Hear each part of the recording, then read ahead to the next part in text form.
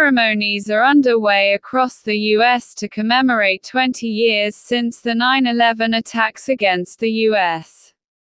Thousands of people across the U.S. have gathered to mark the somber occasion.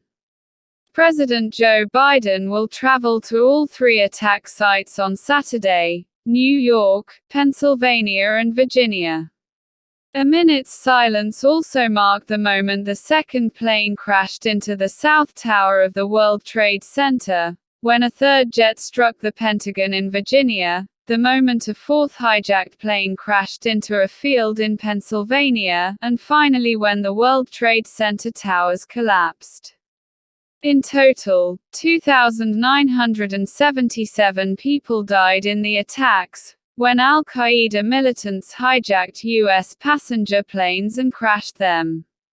Most of those killed were U.S. citizens, but the victims also included nationals from more than 90 countries.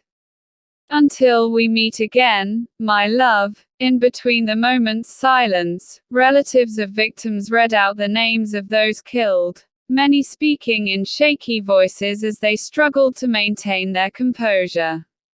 Mike Lowe, whose daughter was a flight attendant in the first plane that hit the World Trade Center, started the long list. Speaking solemnly, he thanked those who helped him and his family get through the darkest days of our lives. Mr. Lowe recalled the gray and black world of New York in the aftermath of the attack, and asked for 9/11 to be remembered, not as numbers or a date, but the faces of ordinary people. Relatives took turns to read the thousands of names, as well as messages to their own loved ones. Children who were born after 9/11 also took to the stage. One young girl told her uncle, "I never met you, but I really miss you.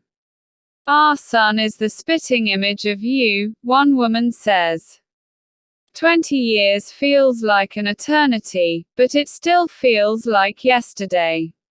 Fighting back tears, another woman spoke of her husband as she held up a photo of a man in a suit. "Continue to watch over us and your family," she said. "Until we meet again, my love."